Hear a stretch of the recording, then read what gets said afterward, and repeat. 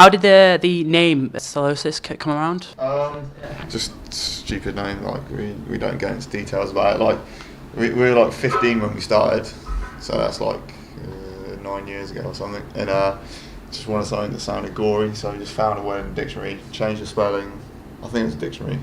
It's just a dumb name. It's something to do with scalping or something like that. So it doesn't really mean anything to us. So how is the metal scene down in Reading? Really good. Like, I mean, there's not many like shows going on there, but like there's tons of bands. You got us, The Atrophy, Exit 10, No Make Sense, Arusha Record, Malphus, Traces. Yeah, there's so many bands. Like, but there's not like that many gigs. There's no real venues to play at, but lots of bands, which is cool.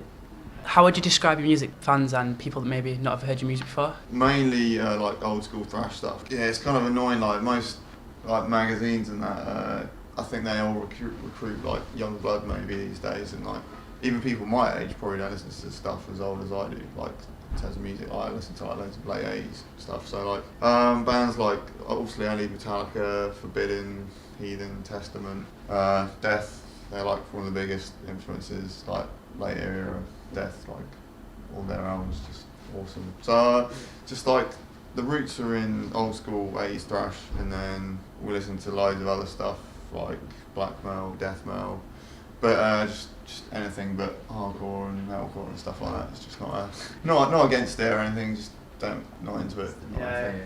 So you've been going 10 years, is it? Yeah, 9. Have you got any fun stories?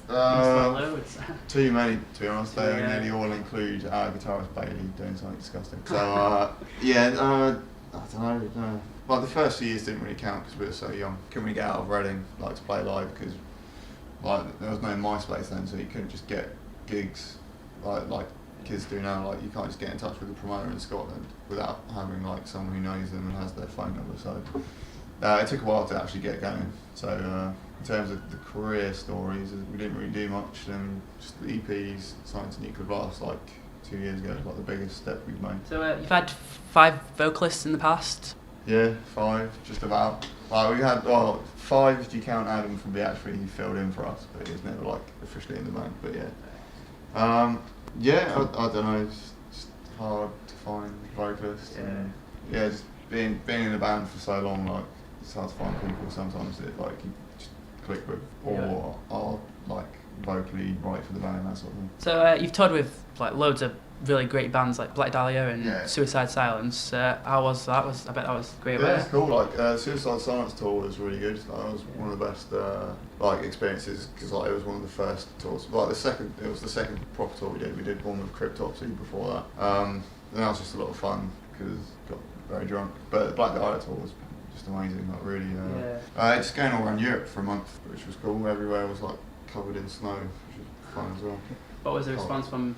Oh, really good, like way better in Europe, I think, to be honest. Do you prefer smaller shows or festivals? Festivals are good. I think I prefer bigger shows. It's just, I don't know, grew up watching Metallica play stadiums on DVD, so I just want to play stadiums. So your first album, Conclusion of an Age, can you just tell us a bit about what it's about? Say the songs and do you have any meaning behind it? Or sort of, I mean, there's not really a concept album, there's a brief concept that just like the end of humanity and like sort of nature reclaiming the earth, just wiping everyone out. But it's not really, there's just like loads of different themes really that sort of tie in with that. So it's sparse.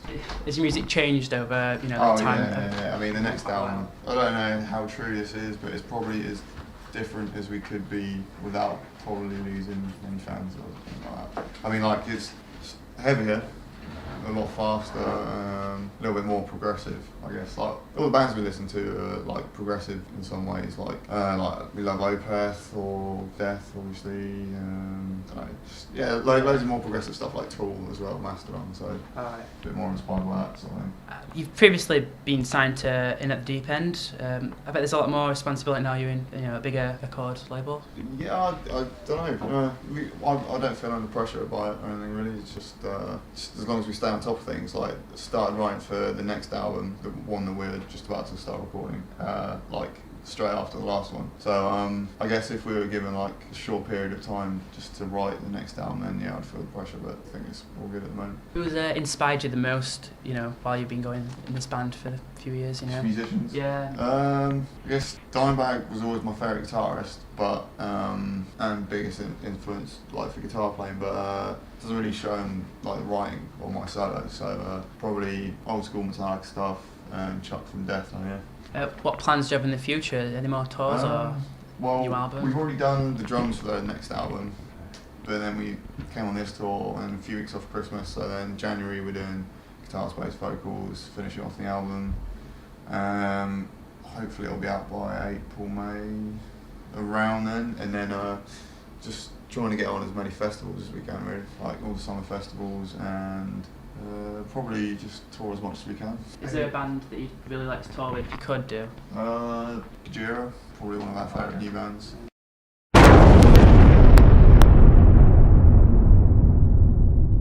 Screamo.co.uk